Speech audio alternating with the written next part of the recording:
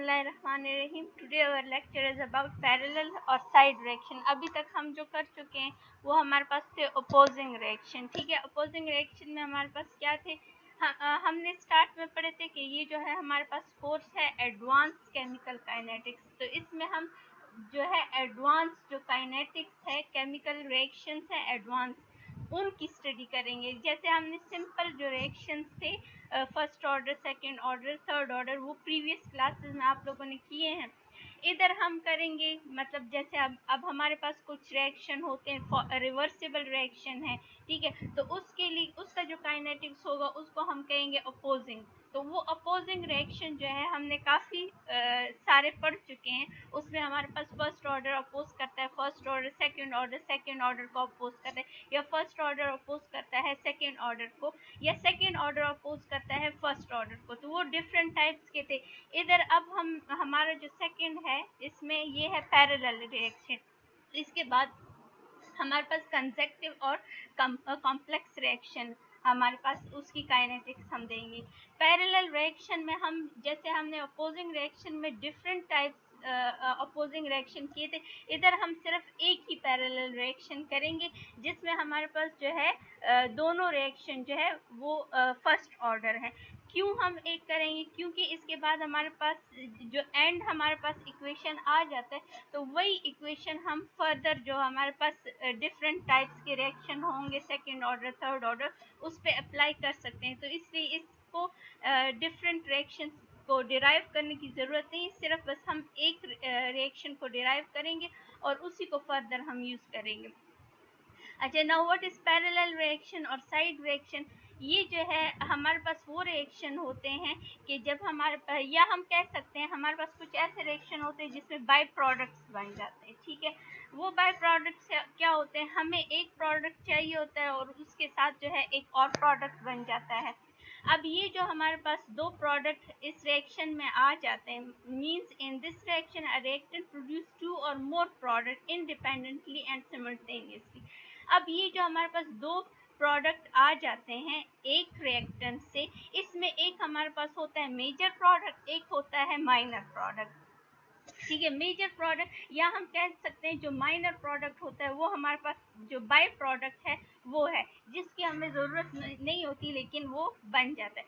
अब इसमें जो है ये मेजर कैसे बन जाता है? मेजर अगर एक प्रोडक्ट है तो उसको हम मेजर क्यों कह रहे हैं, दूसरे को हम माइनर क्यों कह रहे हैं? क्योंकि हमारे पास क्वांटिटी पे डिपेंड करता है। फॉर एग्जांपल अगर हमारे पास इधर 100% एक क्वांटिटी है रिएक्टेंट की, इससे हमारे पास बन गया 80% जो है आपके पास बी प्रोडक्ट बन गया, 20% आपके पास सी बन गया। तो हम कह सकते हैं कि जो हमारे पास बी है ये ग्रेटर अमाउंट में है, तो ये हमारे पास क्या है? मेजर प्रोडक्ट है। जो सी है इसकी क्वांटिटी हमारे पास कम है, ये हमारे पास क्या हो गया? माइनर प्रोडक्ट हो गया। या हम ये भी कह सकते हैं कि ये हमारे पास बाय प्रोडक्ट है। अब ये जो हमारे पास एक मेजर प्रोडक्ट आ जाता है, दूसरा हमारे पास माइनर प्रोडक्ट आ जाता है, ये किस बेस पे आता है? ये असल में किस बेस पे आता है? ये रेट पे डिपेंड करता है, रेट ऑफ रिएक्शन। जैसे हमारे पास कुछ रिएक्शन जो है वो होते हैं फास्ट, ये आप लोग पढ़ भी चुके हो, कुछ रिएक्शन होते हैं स्लो। तो अब वो जो फास्ट रिएक्शन है जिनका रेट हमारे पास ज़्यादा है, तो लाजमी बात है रेट ज़्यादा है तो वो प्रोडक्ट भी हमारे पास ज़्यादा बनेगा। रेट ज़्यादा होगा, प्रोडक्ट भी ज़्यादा बनेगा, मतलब आपके पास क्या है? मेजर प्रोडक्ट बने। अब अगर किसी रिएक्शन का रेट कम है, स्लो है, तो लाजमी बात है प्रोडक्ट भी उस लिहाज से कम बनेगा, प्रोडक्ट भी माइनर होगा। तो हमारे पास ये क्या, ये जनरल इंट्रोडक्शन है, ये हमारे पास जनरल रिएक्शन है। ये आप देख सकते हो कि ये हमारे पास एक रिएक्टेंट है, रिएक्टेंट कन्वर्ट हो गया प्रोडक्ट में, इससे हमारे पास दो प्रोडक्ट, ये बी और सी, इसको हम जनरली ये भी कह सकते हैं ए कन्वर्ट इनटू बी प्लस सी। लेकिन इधर हमने ये इस फॉर्म में इसलिए लिखा कि हम रेट को फाइंड आउट कर रहे हैं। अब ये जो बी बना इसका रेट चेंज है, सी का रेट चेंज है, तो इसलिए इसको हमने जरा पैरेलल के फॉर्म में लिख लें। अब ये जो बी और सी का रेट डिफरेंट है तो इसको हम फाइंड करेंगे। ठीक है, इधर पैरेलल रिएक्शन में ये हमारे पास जनरल रिएक्शन है। ये अगर आपके पास एग्जाम में आ गया कि कोई एग्जाम्पल दे दें पैरेलल रिएक्शन का, तो आप ये देख लें, और भी बहुत सारे एग्जाम्पल हैं, लेकिन ये हमारे पास है ब्रोमो बेंजीन। इसके साथ जब हमारे पास ब्रोमीन रिएक्शन करता है तो हमारे पास ये एक इस फॉर्म में मतलब एक ब्रोमीन जो है वो ऑर्थो पोजीशन पे कनेक्ट हो मतलब अटैच हो जाता है और प्रोडक्ट बना देता है। दूसरा जो है पैरा पोजीशन पे जो है अटैच होके प्रोडक्ट बनता है। अब ये जो हमारे पास प्रोडक्ट है ये हमारे पास मेजर प्रोडक्ट है, और ये जो है हमारे पास ये माइनर प्रोडक्ट है। Why? Because this one have higher rate, ठीक है, इसका जो रेट है वो ज्यादा है as compare to this one. ये हम कैलकुलेट भी कर सकते हैं जब हमारे पास फाइनल इसका फाइनल एक्सप्रेशन या फॉर्मूला आएगा तो उससे हम ये इजीली कैलकुलेट कर सकते हैं। अब हम इसके डेरिवेशन पे जाते हैं। सिंपल जो आप लोग कर चुके हो वही है, थोड़ा सा बस डिफरेंट हो जाता है। अब हमारे पास A है, ठीक है, ये कन्वर्ट हुआ B और C में। तो इनिशियली व्हेन टाइम वाज 0, जब हमारे पास टाइम 0 था तो रिएक्टेंट हमारे पास हायर कंसंट्रेशन में था, प्रोडक्ट जो था B और C वो 0 था, उनकी कोई कंसंट्रेशन नहीं थी। बट आफ्टर टाइम T, जब हमारे पास कुछ टाइम जो है गुजर गया, तो जो हमारे पास B और C है ये इनकी फॉर्मेशन हो गई, मतलब B भी बन गया, C भी बन गया, प्रोडक्ट आ गया। किस कंसंट्रेशन में? X1 और X2 की कंसंट्रेशन में हमारे पास प्रोडक्ट बन गया। तो हमारे पास लेफ्ट कितना रह गया? Reactant A minus x. ये A माइनस एक्स क्या है? ये हमारे पास कंसंट्रेशन रह गई रिएक्टेंट की आफ्टर टाइम T। अच्छा, अब हमारे पास रेट ऑफ फॉरवर्ड रिएक्शन जो है वो क्या है? dx1 divide by dt equal to k1 a minus x. हम किस चीज की बात कर रहे हैं? हम ये जो रिएक्शन है इसका हमने पहले रेट फाइंड किया, ठीक है, इसका रेट हमने फाइंड किया, हमारे पास क्या आ गया? ये रेट आ गया k1 a minus x. Second जो हमारे पास है रेट फॉर रिएक्शन 2, इसका dx2 divided by dt equal to k2 a minus x. ये दोनों का जो है कंसंट्रेशन क्या है? रिएक्टेंट दोनों की केस में क्या है? A है। दोनों रिएक्शन के केस में रिएक्टेंट क्या है? A है, और उसकी कंसंट्रेशन क्या है? A minus x. तो इसलिए हमारे पास सिर्फ क्या है? K1 और K2 डिफरेंट है। तो इसलिए हमारे पास रेट में अगर आप देखें तो रेट में सिर्फ K1 और K2 आ जाते हैं, रिएक्टेंट हमारे पास सेम है। अब हमारे पास ओवरऑल रिएक्शन कैसे होगा कि हम दोनों जो इक्वेशन 1 और इक्वेशन 2 है, या जो रिएक्शन 1 का जो रेट है रिएक्शन 2 में ऐड कर लेंगे।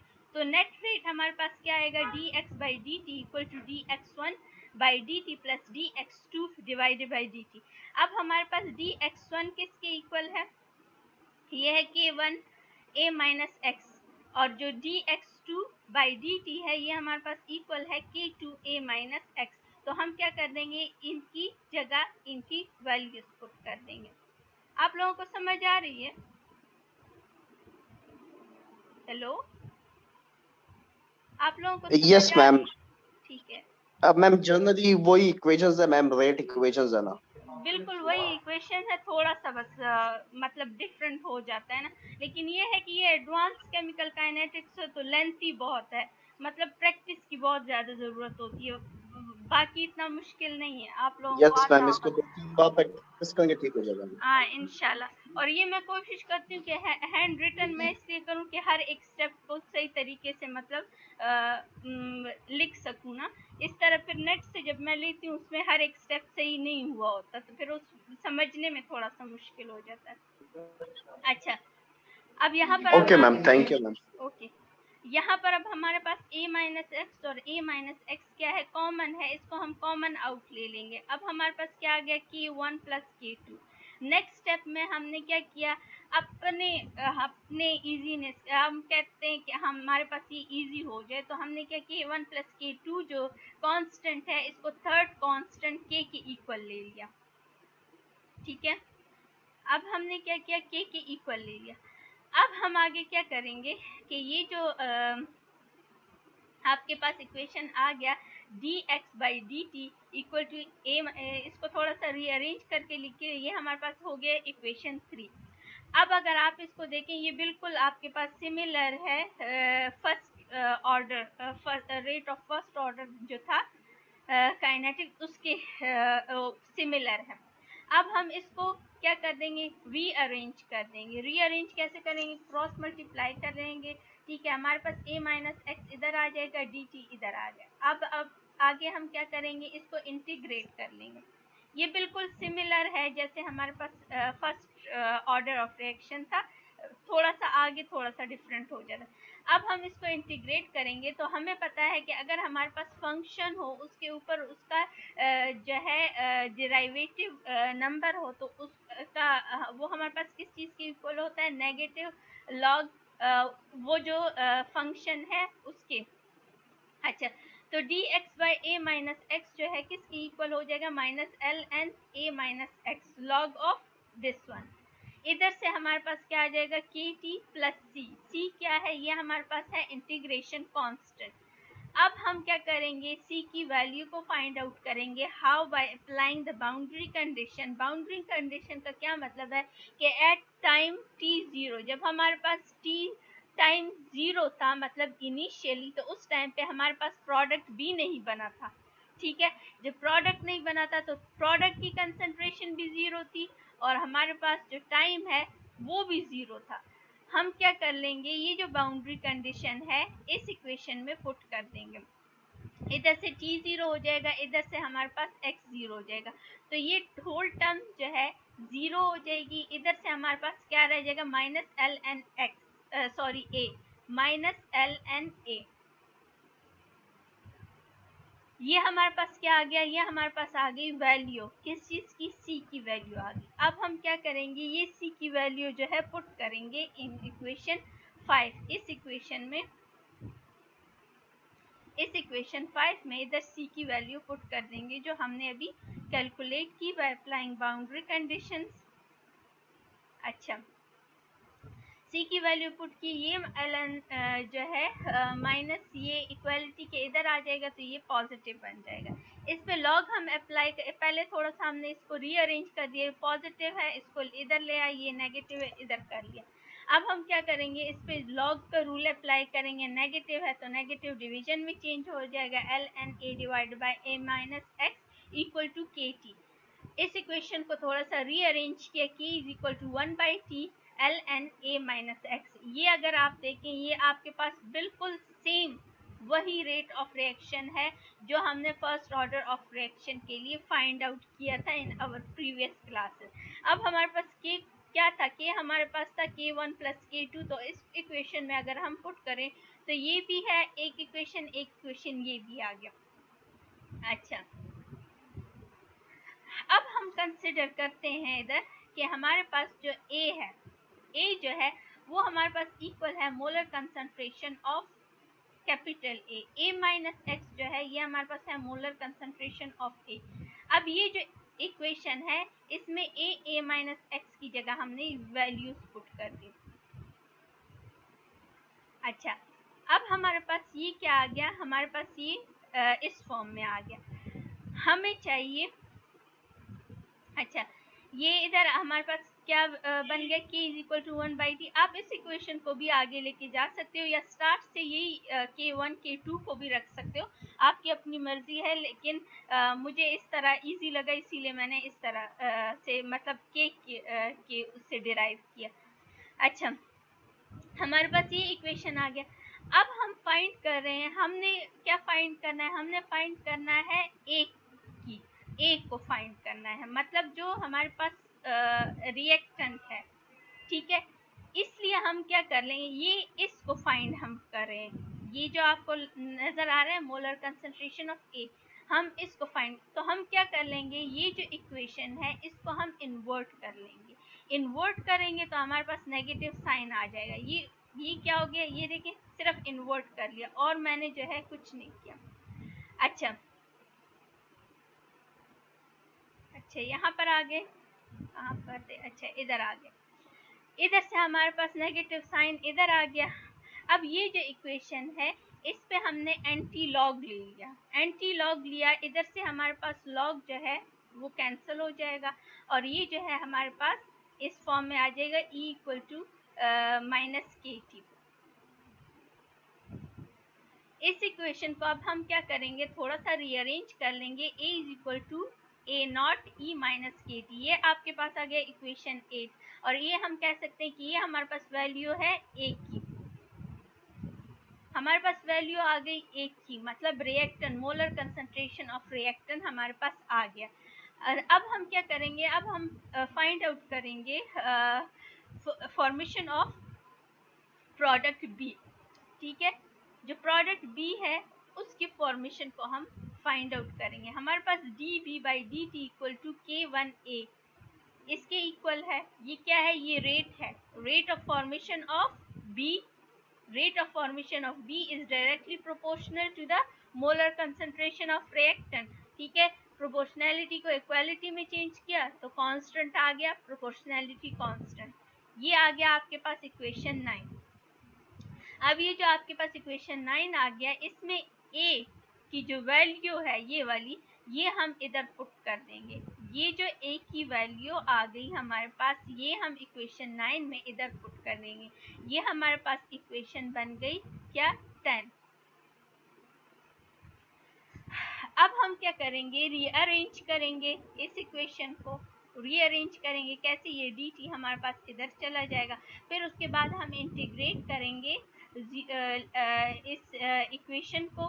तो आफ्टर, अच्छा इधर हमने इसको रीअरेंज कर लिया, इधर हम इसको जो है इंटीग्रेट करें।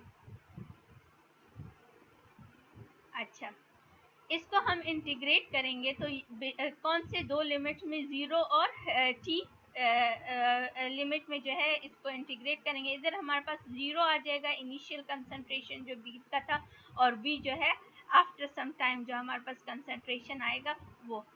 इसके बाद K और A नॉट जो है ये हमारे पास कांस्टेंट है, तो इस पे जो है इंटीग्रेशन जो है अप्लाई नहीं होगा, ठीक है। इंटीग्रेशन हमारे पास किस पे अप्लाई होगा, इस पे। अच्छा, इसको हम फर्दर करेंगे, ये क्या हो जाएगा, b माइनस बी नॉट, ये आगे जाके वैसे भी 0 हो जाएगा, ठीक है, क्योंकि ये 0 के इक्वल है। अब K1 A नॉट, और ये जो है इसको हम कैसे इंटीग्रेट करेंगे, E माइनस के टी जो है, पहले ये जो टर्म है इसको हम एज इट इज ही लिख देंगे, ये जो टर्म है इसको हम एज इट इज ही लिखें।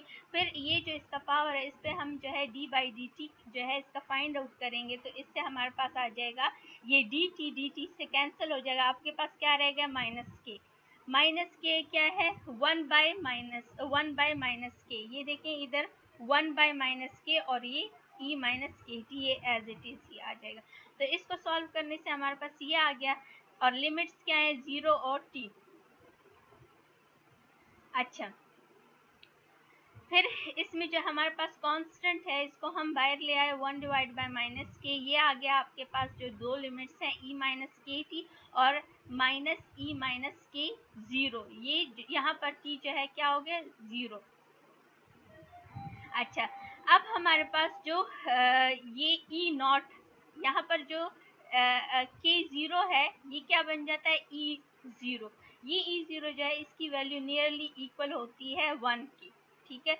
आई थिंक इसकी वैल्यू कुछ 0.998 समथिंग है, तो वो नियरली इक्वल है 1 की, इसलिए हमने 1 ले लिया। अच्छा, अब इसको जब हमने 1 ले लिया तो ये जो माइनस साइन है, ये वाला माइनस साइन, इसको हम इस ब्रैकेट के अंदर मल्टीप्लाई करेंगे, इधर ये हमारे पास नेगेटिव हो जाएगा, ठीक है। ये नेगेटिव, मैम ये एनीथिंग पावर 0 इक्वल्स टू 1 नहीं आता, क्या चीज, दोबारा ma'am anything power 0, ma'am anything power 0 equals to 1, ये वाला कह रहे हैं ना आप, यस मैम, तो सो ये it's 1 exactly 1, exactly I think नहीं, मेरे ख्याल से यस मैम, ये 0.9998 है कि कुछ ऐसे है, फिर भी मैं चेक नो कर मैम, लूंगी। ये मैथ्स का एक रूल है, एनीथिंग पावर 0 इक्वल्स टू 1।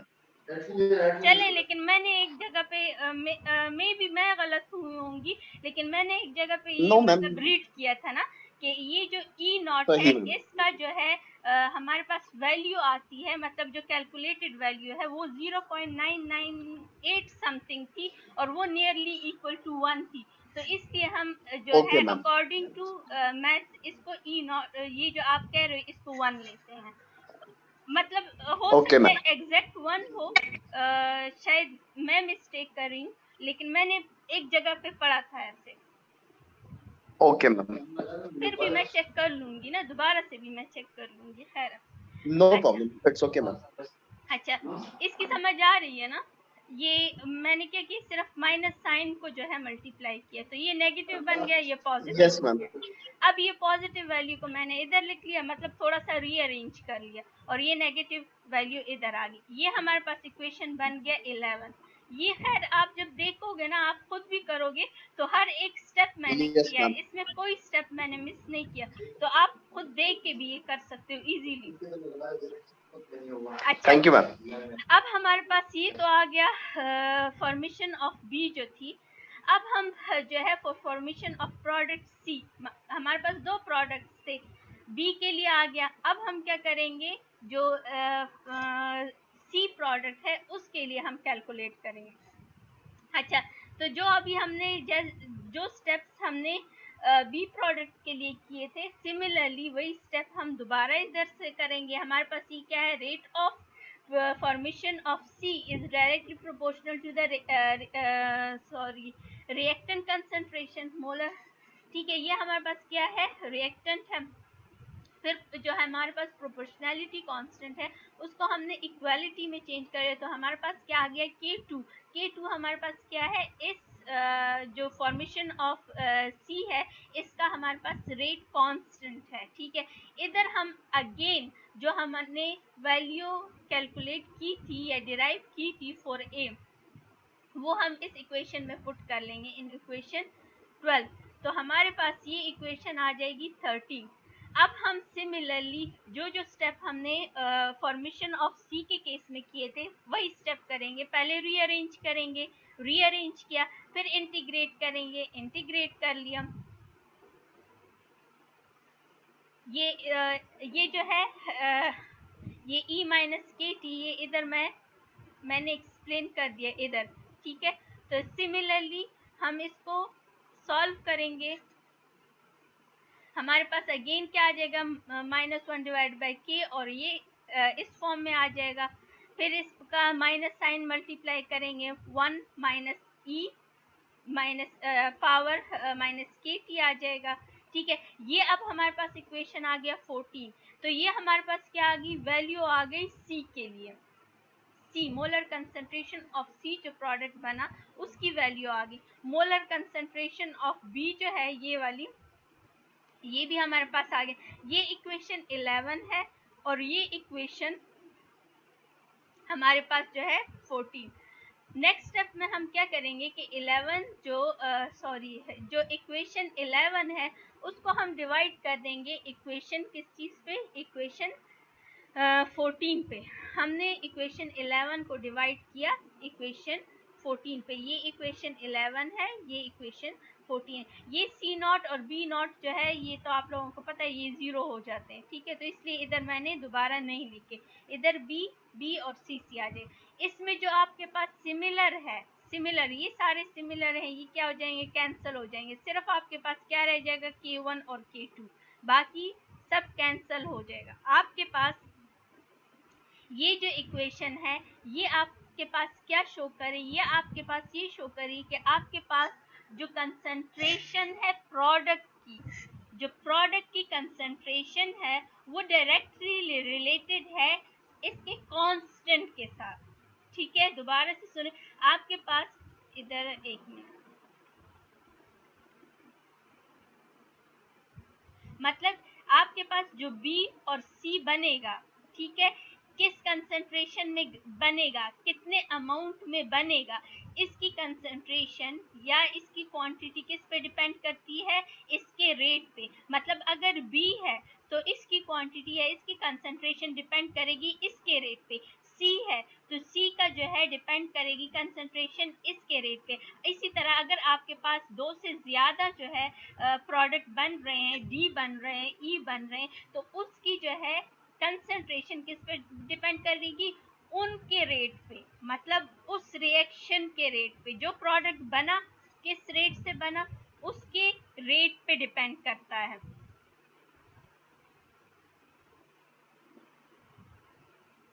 अच्छा, अब ये जो इक्वेशन है जो हमने पहले डिराइव की, इससे हम जो है जो आपके पास प्रोडक्ट है लाइक ये मैंने सी के लिए ले लिया, तो इसकी कंसंट्रेशन भी हम फाइंड आउट कर सकते हैं इस इक्वेशन के जरिए से। अगर आपने बी का के लिए कैलकुलेट करना है तो आप बी वाला जो आपने इधर जो बी के लिए कैलकुलेट किया था उससे आप बी की कंसंट्रेशन भी फाइंड आउट कर सकते हैं। मतलब ये जो आपने पैरेलल रिएक्शन किए, इससे आप कंसंट्रेशन ऑफ डिफरेंट प्रोडक्ट्स जो हैं उसको भी कैलकुलेट कर सकते हो। इसके अलावा रेट्स को भी कैलकुलेट कर सकते हो कि उसका रेट क्या है। इसके अलावा आप जो है कंपेयर भी कर सकते हो दोनों रेट्स को। आपको ये भी पता चल सकता है कि आपके पास कौन सा मेजर प्रोडक्ट है, कौन सा माइनर प्रोडक्ट है। ठीक है, तो ये हमारे पास बहुत ज़्यादा यूजफुल एक डेरिवेशन है जिससे हम काफ़ी कुछ इंफॉर्मेशन जो है वो ले सकते हैं। अच्छा, ये तो मैंने समझा दिया कि कंसंट्रेशन ऑफ बी और सी जो है वो डिपेंड करते हैं इसके रेट पे। अब अगर हम ग्राफिकल रिप्रेजेंटेशन देखें, फॉर एग्जांपल हमने कंसंट्रेशन वर्सेस जो है टाइम ग्राफ हमने प्लॉट किया, ठीक है। तो रेट जो है रिएक्टेंट का वो आपको पता है कि हमेशा डिक्रीज होता है। रिएक्टेंट का रेट हमेशा डिक्रीज होता है, सॉरी रेट नहीं, कंसंट्रेशन। अच्छा, इसी तरह हमारे पास जो प्रोडक्ट है उसका जो है क्या कंसंट्रेशन हमेशा इंक्रीज होता है। अब हमारे पास ये जो ग्राफ अगर इस फॉर्म में आया, मतलब अगर आपके पास बी जो प्रोडक्ट है वो उसका कंसंट्रेशन थोड़ा ज़्यादा होगा देन द C1, तो ये आपके पास क्या शो करता है कि K1 जो है आपके पास ग्रेटर है देन K2। इसी तरह अगर ग्राफ इस फॉर्म में होगा तो ये आपके पास क्या शो करेगा कि रेट जो है K2 वो ग्रेटर है देन K1।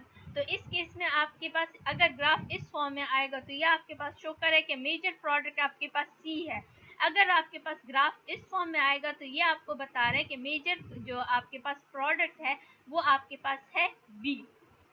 तो इसको by plotting graph between concentration and time we can also find out which product will be major और which one will be in minus। अच्छा, आगे हमारे पास क्या है? अब हमारे पास परसेंटेज कंसंट्रेशन जो है प्रोडक्ट की उसको भी हम कैलकुलेट कर सकते हैं। कैसे करेंगे?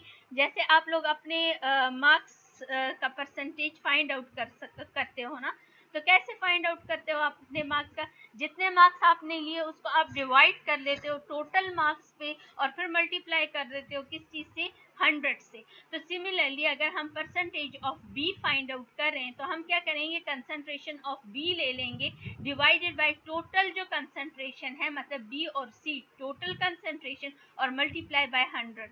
ठीक है, तो ये जो अब हमारे पास B है इसका रेट क्या था? K1x, और ये क्या था? K1x, और ये था K2x।